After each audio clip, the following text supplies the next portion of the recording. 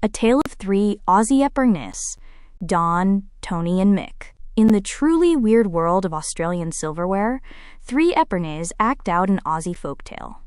Being Aussies, they've got nicknames. No association or endorsement is implied, of course. It's just a way for us ordinary Aussies to navigate this bewildering Broken Hill mystery. Oh, what's an Epergne? It's a silver vintage fruit bowl that appears to float above the dining table. Well, not float, but back in the day, it was amazing. Don is the masterpiece. The elegant, disciplined, technically perfect piece of silverwork. Think of the quiet excellence of Don Bradman. Precise, balanced, impossible to argue with. Tony is a crowd pleaser. A piece of silver shaped by the desire to charm, to win hearts, to be the one everyone remembers. A little like Tony Barber. Polished, popular, and seeking broad appeal. Mick is the wild card, the one with quirks, surprises, and a sense of humor hidden in the details. A bit like Mick Malloy, ultimately Australian. Mick has a problem, or two, maybe more. It's not me, it's history. But would you believe there is a fourth lost Epergne? I've called it Dudley. No reason here. If silverware has names and it's gone missing, it's Dudley. And this is where the Broken Hill silverware emergency begins. When you visit Broken Hill, they promise you Don. The paperwork? That's gotta be Dudley. But when you actually see the gear, the details, the attitude, the little surprises, it's Mick. And Tony? Well, he's Mick's dad.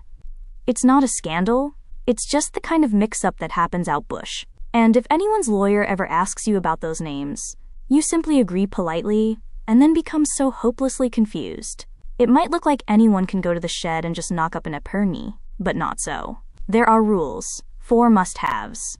Epergnes created a mezzanine elevated fruit bowl and neat tiny base. The tiny base meant more dining room table space. It also meant that it had quite a large and low center of mass, so it wouldn't topple. That was rule 1, small base. Now, being heavy, it also had feet to lift it up just a little. This meant a finger hold to lift it to put tablecloths and so on. Rule 2, little feet.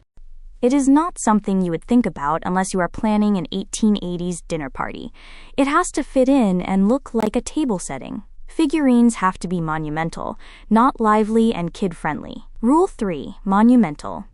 The fourth and final rule is kind of obvious for an Epergne if you know it's a wonderful fruit, sweets, or flower holder. It has to have a bowl or vase to work. Rule 4, has to have a crystal bowl. In 1879, Henry Steiner, Adelaide's silversmith, made a mind-blowing dining setting.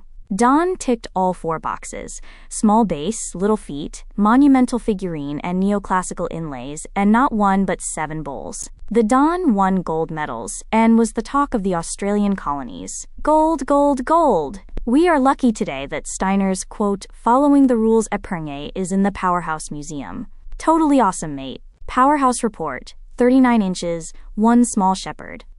As happens in a pre-penicillin world, Henry's wife and children died in 1883 and he sold up in 1884. Poor old Henry S. wasn't lucky. Steiner's foreman, Brunkhorst, took on apprentices, and produced next-level figurine-filled Epergnes, and 2 were exhibited in London, but didn't podium. No medals, mate. Both are now lost.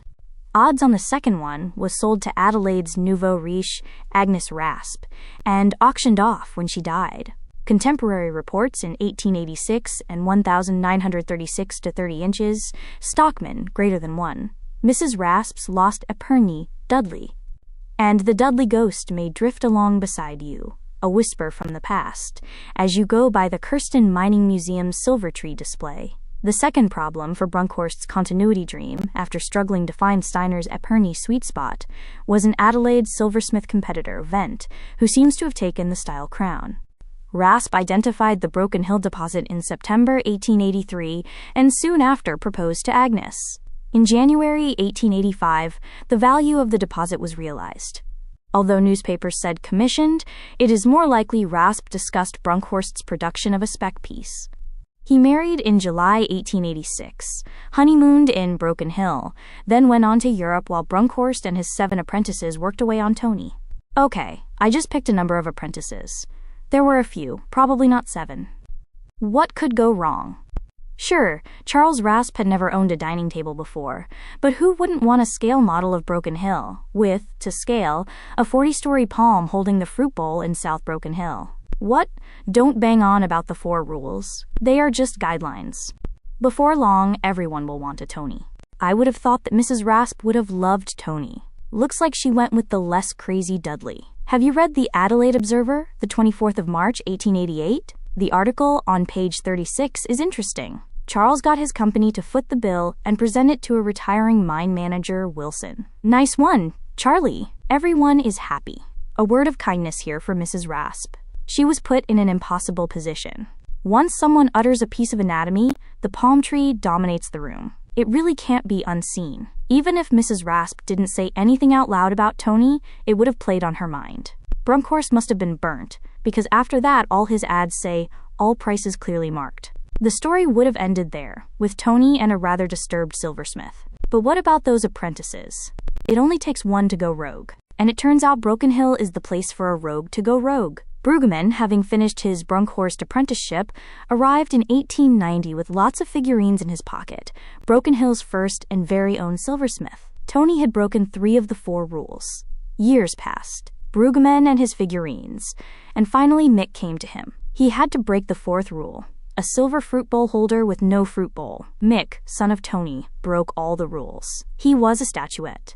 But there is more. We are not there yet. Brueggemann had forgotten to nick a stockman, or it melted when he soldered it on. Doesn't matter. You have got to have a stockman, or, for the story, a boundary rider, and he had none. Missed it by that much. But there's more. A jewelry shop owner had picked up, in 1936, a silver-plated Lone Ranger knockoff. Hi-ho, Silver, to the rescue. Bolt him on and claim it's not Mick, it's Don. So Mick is 34 inches with 1 knockoff Lone Ranger and 0 bowls, and Don is 39 inches, 1 shepherd, and a record 7 bowls. Well, at the time, 1946 when Mick first appeared, and 1975 when Broken Hill enshrined Mick as a relic, no one had seen Don for a very long time. Surely it was going to be forever. Then the real Don was donated to the Powerhouse Museum in Sydney in 1998, and Tony the year after. So we are blessed with 3 silver treasures, Don, Tony, and Mick, or the good, the bad, and the ugly, except Tony is ugly and Mick is bad. All 3 behind glass, only that 2 of them claim to be Don. I have got no friends, but you know, Don, Tony, Mick, and even Dudley, they're my mates. Don Mate may be stuck behind glass, but he can tell you about South Australia, 1850 to 1880. Tony Mate, he is all over 1886 to 1888, and the surprised look on Wilson's face. Mick Mate, he is bits from 1886, winding his way through 1946, 75, skip a few, even right up to now.